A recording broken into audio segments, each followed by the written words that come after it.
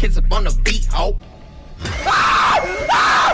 I like 15-year-old girls! The last time we checked in on DrDisrespect, he admitted to messaging a minor inappropriately. Were there Twitch whisper messages with an individual back in 2017? The answer is yes. Were there real intentions behind those messages? The answer is absolutely not. These were casual, mutual conversations that sometimes lean too much in the direction of being inappropriate, but nothing more. What do you mean by that? Yeah, I don't think many people really bought that, just like they didn't buy Chris Tyson's latest statement.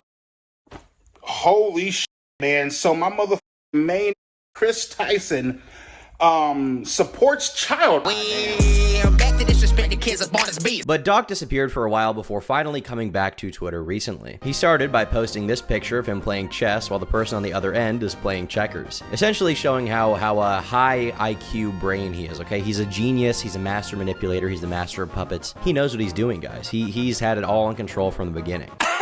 We're just playing checkers, okay? We're just living in his world. He's the main character. I really think he could have played the game of his career a lot better than he did here, but, you know, it is what it is. And then you have a ton of people absolutely destroying him in the replies. So you just came here to play a game of chess, huh? This guy then posted the classic Goku image you guys have probably seen before, but Doc was mad enough at this that he replied saying, "Little brainwashed woke boy putting out Dragon Ball Z GFX with Kendrick Lamar lines got me big time." I just like the way, I like Drake's beats and I like the way he sounds. I'm upset.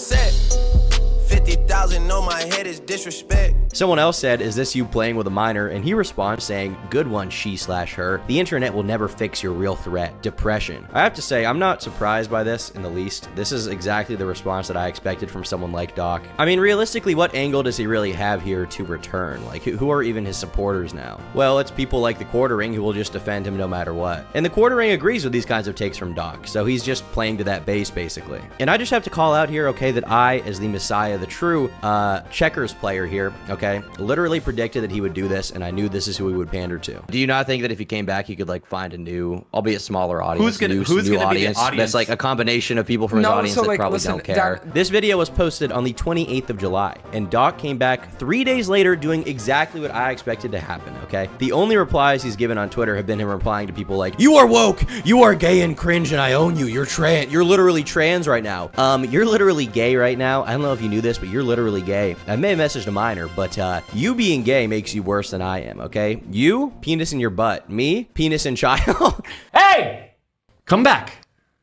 It's just a joke. Anyone who is defending him is already out. They already hate him. They're not on the Doc hype train anymore. And the only people who have defended him are people like Sneeko and the Quartering, who are still running with this idea that the minor involved was 17 years old, despite them not even knowing if that's the case. I don't know where this idea specifically came from, like, with all these people saying it. I'm pretty sure, though, I know, okay? Because there's no evidence to support that the minor that Doc messaged was 17 years old, as Sneeko claims and as the Quartering claims. This idea comes from an alleged leaked email from a former Twitch employee that many believe to be a hoax, including me. I think it's fake. Most notably, the email claims that the Twitch whispers were from weeks prior to his last stream. This contradicts what Doc himself claims and what a lot of people claimed, including everyone who accused him, as his final stream was in 2020 and the messages were from 2017, 3 years prior to his final stream. This email also claims that no sexting took place, that Twitch was monitoring his private messages, and that Twitch had an agenda to force him out after his bathroom scandal. Keep in mind, none of these claims have been verified by reputable sources. There's literally nobody who's even said this from on the inside, and with how many leaks there have been, there would have to be someone saying that at this point, I think, for that to be true in any way. And established publications like Rolling Stone and Bloomberg, not that I love these places where they tell the truth all the time, but they have confirmed the opposite of what happened in this email. Despite the questionable authenticity of the email, many are still running with it and the narrative that the minor was 17 to basically downplay it, right? Jeremy will tweet things like, "The minor was only 17 in 364 days. You don't know that. Nobody knows that that's the case. Literally not a single person knows the age of the minor." And you would think if they were that old, Doc would just say it publicly instead of like not wanting to talk about it. This person could have been 17, they could have been 9, they could have been 11. We don't actually know. Doc is back and not holding back. Wow.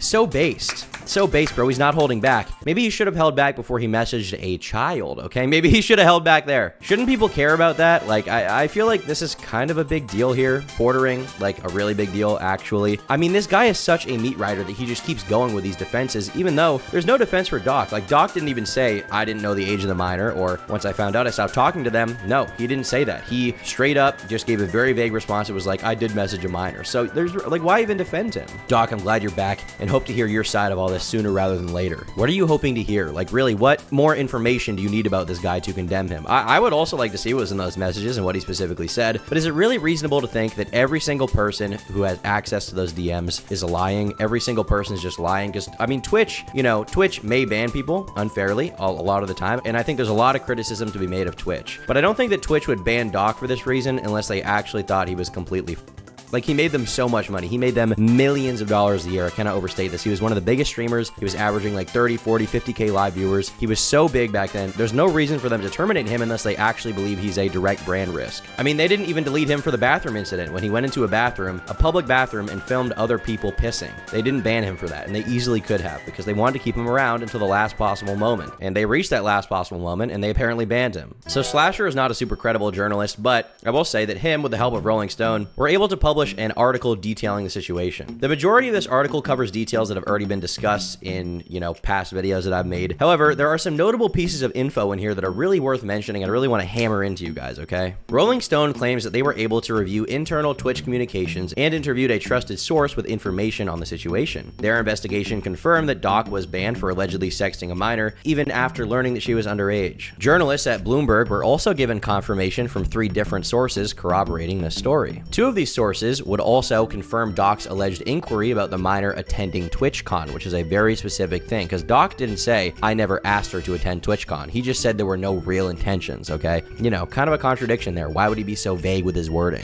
I think he thought the messages were going to come out because there had already been leaks and he was trying to get ahead of it. I recall that DrDisrespect was made aware by the individual they were underage during the conversation, after which he indicated that this was no problem and continued on, the former employee says. There was no confusion. Messages sent after this were no less graphic and in sexually explicit nature than before, and I think more than the categorization of leaning too much in the direction of being inappropriate might indicate. While the initial report about Beam's alleged inappropriate messages came out in 2020, an investigation began. After viewing the contents of the Whisper conversation, it quickly became clear the egregiousness of conduct and what actions Twitch must take, the former employee says. The decision to permanently terminate Beam was relatively quick due to the severity of the behavior. While Doc began streaming on YouTube, he was never offered a contract to exclusively stream on the platform. This fact was shocking, as DrDisrespect still remained one of the biggest live streamers on the planet at this point in time. The article also details the reasoning behind this decision. Rolling Stone would speak with Ryan Wyatt, who is the former global head of gaming partnerships at Google, and he said, the unfortunate part of all of this is there were so many rumors circulating in the industry. One, that a minor was involved, he says, but no one produced first-hand knowledge or evidence, and because of those rumors, there was no reason to entertain doing any real deal with Beam, and no evidence produced means you can't act on a terms of service violation. The whole situation got even more confusing when Twitch settled and effectively said no wrongdoing, which made everyone in the industry dismiss the rumors, but even still, there was never a reason to do a deal with him after that ban. Keep in mind, this dude defends Doc in tweet after tweet after tweet. I mean, the quartering cannot stop riding his dick in a very literal sense. Even Nick Rekieta, of all people, had a good take about all of this and was like one of the only people in that circle to push back against him. Homie, they were bad enough that Doc and Twitch signed NDAs, and Twitch was willing to pay out his contract, according to Doc, because Twitch was that afraid of them getting out. Twitch was willing to pay millions of dollars to keep what Doc said quiet for them. Like, I'm sorry, but once Doc's response was out, I just don't see any real defense for him personally. The dude literally said he did something wrong and then refuses to say the age, despite the NDA apparently already being void according to him because the Twitch employees already leaked information, and he refuses to specify or give further details about it. I just don't think there's any reality in which this dude is a good guy. Not even Nick Merckx or anyone who is friends with this guy is willing to defend him, and it's not like they threw him under the bus either. They saw what he said in his response and they dropped him. Companies that worked with him, companies that he founded like Midnight Society, had to ask around for info, and it was clear to them that this guy is